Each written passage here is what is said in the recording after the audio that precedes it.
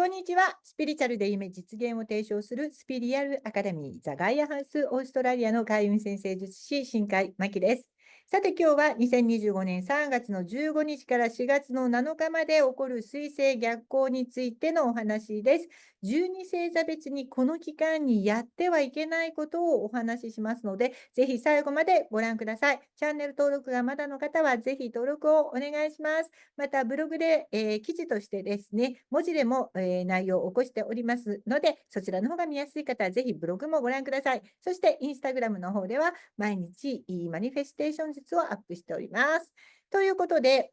早速いきます。3月の15日からですね、水星がお羊座で逆行するんですけれども、4月の7日に逆行終了するんですが、その間に3月の30日にお羊座から魚座へと一旦戻りますので、この、3月30日前と後では、水星逆行期間、ちょっとエネルギーが変わります。でちなみに3月の2日から逆行を開始していた、金星ですね。金星も同じようにお羊座で逆行を開始して、4月の13日まで逆行するわけですけれども、この金星も同じ頃、3月の27日に一旦魚座へ戻る、連動して同じ動きをしています。それから金星の逆行に関する注意点はすでに前の動画でお話ししていますんで、それに加えて今回の水星逆行と重なる期間をどう捉えるのかということで、本日のお話をプラスしてね、聞いていただけるといいかと思います。で今回の水星の逆行は火のエレメントであるお羊座と水のエレメントである魚座で起こるわけですけれども、実はこの期間中ですね、蟹座の火星、さそり座のベスタ、それから魚座の土星とドラゴンヘッドと、この3つはですね、ずっと水のグランドトラインというのをとっています。それから水星が魚座に戻る3月の30日には、海王星が13年ぶりにサインを移動して、魚座からお羊座へと移る時です。ちなみに海王星が魚座に入ったのは2012年の2月頃でした。合ってるかな、2012年だったと思います。この時から今日までの振り返りが海王星のお羊座時代を乗り切るために重要というお話はまた別動画であげます。で海王星はここから逆行して一旦魚座に戻ったりはしますけれども、2039年までは海王星のお羊座時代が続くと考えていいわけですね。でちなみにこの海王星のお羊座入りは165年ぶりのことですので、このあたりについてももう海王星の動画を別個に、あげますので、そこを参考にしていただいたらいいんですけれども、今回大事なのは、この海王星が2012年から滞在していた魚座を出る日に入れ替わるように水星が逆行して、魚座の領域の最終チェックに入るということです。今言ったこうしたアスペクトが水星逆行中に影響を与えるということで、これをまとめていくとですね、まずお羊座から魚座での水星逆行期間っていうのは、直感と行動の調整期間と捉えられます。お羊座で逆行している間は、新しいアイデアとか行動計画を一旦見直した方がいい。焦らないで、一回ちょっと、見直してやめてみるということがいいですよという警告がありますね。それから魚座での水星逆行期間に入ると、感情やスピリチュアルな領域での再確認というものにつながっていきます。それから水星が魚座に戻るという行為は、夢とか直感を現実にどう落とし込むかという課題が再浮上してくることがわかります。直感が冴える一方で混乱や誤解が生じやすい時期でもあります。もちろん交通機関のトラブルが多発し、情報機器やネットワーク問題が起こり、コミュニケーションミスや偽情報に惑わされない、惑わされやすい、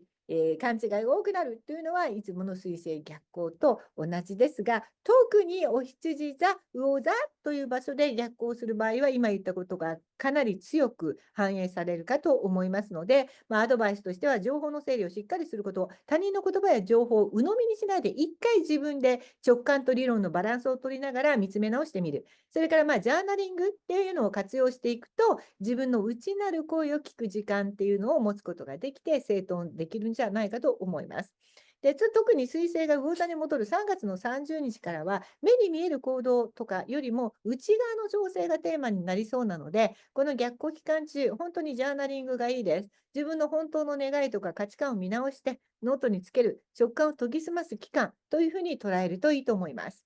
それから水のグランドトラインがあると言いました。蟹座の火星っていうのは感情的な行動力が高まるが、怒りや焦りにも注意。これがもう、蟹座の火星といえばということになります。それからさそり座のベスタ、自分の信念とか使命への集中力が増すんですけれども、これが執着になりやすいので注意ということになります。魚座の土星ドラゴンヘッド、これは現実的な責任とスピリチュアルな成長の統合というものを促していくエネルギーです。トライになることでこれらが強くなると考えられますので、注意点、アドバイスとしては直感や感情が過剰になりやすいので、冷静な判断っていうのを意識する。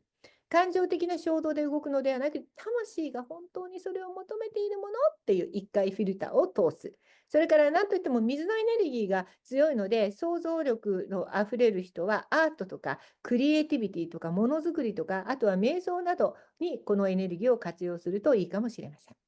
3月の30日に水星が魚座に戻るのと海王星のお羊座がこうすれ違うということなんですけど、ということは3月30日は誰にとっても大きな転換期となります。この海王星のこの3月30日は別動画であげますけれども、海王星のサインの移動ということは、この2012年から2025年の総決算が起こるということなので、この期間のことを皆さん考えてみてください。私だったら、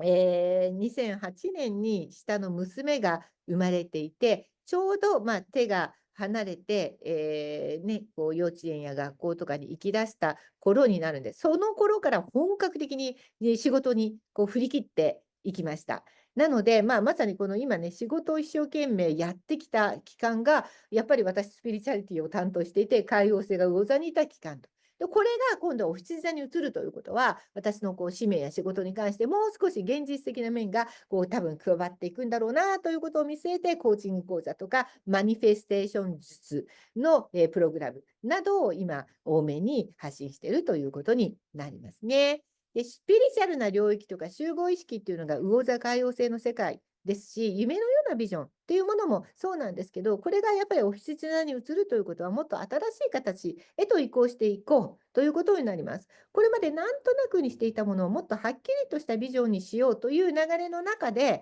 やり残したことがないかどうか、海王星が行く、でも水星が戻って、やり残しているこの今言った領域を再チェックしてくれるという時なので、2012年からの自分の成長とか魂のテーマというのを振り返ってみるといい時ではないかと思います。それから金星逆行との重なりに関しては、水星の逆行と共鳴しますので、愛とか人間関係、価値観の見直し、さらに強調されます。過去の恋愛とか、過去の人間関係の振り返りですね、自己反省なんかもここでしていくのはいいかもしれません。このパターンですると、よく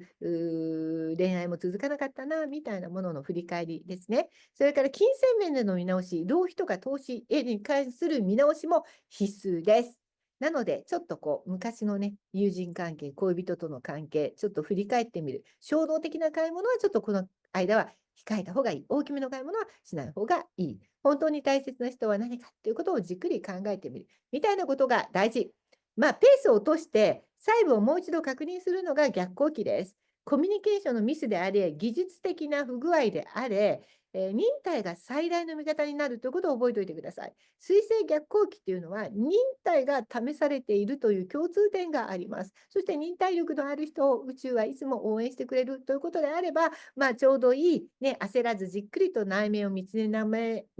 直す期間と捉えたらいいのではないかと、こんな早口の私が言うのも変ですけれども、思います。ということです。さあ、それでは12星座別にですね、今回は分かりやすく、やっちゃいけないということが明白です。ね、これだけの、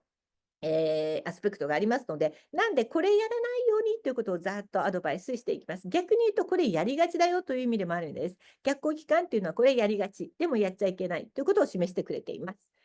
お羊座。避けるべきことは無計画の行動と自分を偽ることです。水星逆行は自己の本質や成長に関わる見直しのタイミングですので、勢いで決断したり、無計画に突っ走るのは NG です。また、魚座での影響が強まる後半は、特に直感がちょっと鈍る可能性があるので、自分の気持ちに、嘘をつかないように、直感というものももう一度見直してください。後で後悔しないようにね、ということです。牡牛座、避けるべきことは未来への不安に飲まれること、新しいコミュニティに飛び込むことです。水星逆行中は未来の計画を焦って決めるのは避けるべきですね。特に新しいグループとか協力関係を急いで築くと、後々トラブルが起こる可能性があります。魚座での影響が強まる後半は、特に感情が不安定になりやすいので、一人の時間を大切にしましょう。双子座、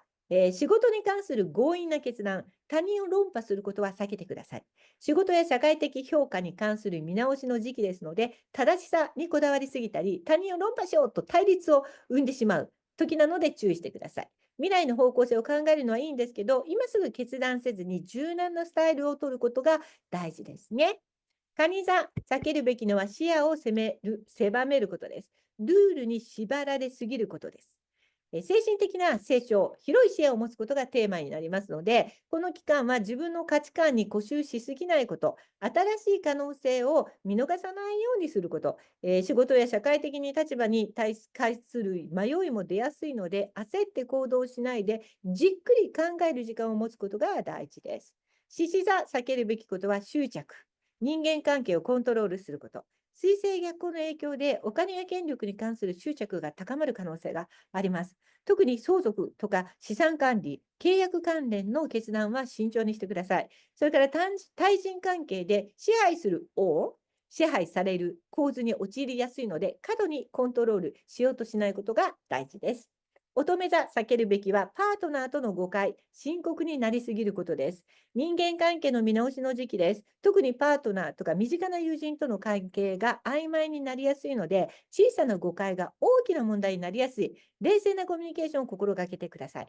それからコントロール欲求が強まる可能性があるので、相手を縛りすぎないことが大事です。天秤座、避けるべきは完璧を求めすぎること、それから健康をおろそかにすることです。仕事や健康面の調節が本当に必要な天秤座時期です。細かい部分にこだわりすぎて、なんか本質を見失ってしまいそうなので注意しましょう。それから体調は崩しやすいので、まだ大丈夫と無理をしない方がいいですね。もっとリラックスすることが大事です。さそり座、避けるべきは趣味や恋愛に関する急激な変化、自己表現の迷走ということです。クリエイティブな活動とか恋愛に関する見直しの時期なんですね。新しい趣味を始めるよりは、過去にやりかけたことを再開するのがいいです。恋愛面では相手の気持ちを深く考えすぎて疑心暗鬼にならないように注意しましょう。いて座、避けるべきことは家族や身近な人との対立、過去にとらわれることです。家庭、親子関係、インナーチャイルドの問題が浮上しやすいので、昔の感情がぶり返して衝突をわざわざまた作ったり招く可能性があります。あんまりとらわれすぎないで、感情をうまくデトックスすることを意識してください。ヤギ座、避けるべきことは移動や契約の焦り、言葉の行き違い。学びやコミュニケーションのテーマが強調される時期で、契約書や重要なメールの見落としっていうものに注意しましょう。また、旅行や移動の計画は変更が入りやすいので、余裕を持ったスケジュールを立てることが大事です。水亀座、避けるべきことは衝動買い。お金に関するトラブル、所有や収入に関する見直しの時期、今すぐ買わないとことって焦りになったら要注意です。逆行中の金銭トラブルは長引く傾向にありますから慎重に。特に新しい収入源や投資の話は冷静な判断が必要です。魚座、避けるべきことは自分を見失うこと、曖昧なまま進むこと、アイデンティティや自己表現のテーマが強調される時期です。本当の自分の気持ちがわからなくなることがあるため、決断を急がない。また他人の影響を受けやすいので、自分軸を大切にしてください。ということで、水星逆行中は焦らない、決断を急がない、過去を見直すが引っ張られないがテーマです。特にやり直しとかね、再確認のタイミングとして、今回は魚座での逆行もありますので、活用することで、後々大きな成長につながる時期になるかと思います。慎重になりながらも進んでいきましょうということで、良いのではないかと思います。最後に今これを見ていってくださっている皆さんに1枚引きです。セレナです。これはね、こういう時期、とても今不安になっている水星も金星も逆行するといろんなことが計画通りに進んでないという人、今いっぱいいると思いますが、これを見てる皆さんは大丈夫です。セラノのカードが出ているので、守られています。安心してください。ただし、それはあなたが自分自身が私は守られている存在だと心から信じたときに本当にそれがやってきます。ですから、あなたが自分を信じた分だけ守られるので、守られていると思うこういう時間をね、持っていただきたいと思います。ということで、逆行期間乗り越えていきましょう。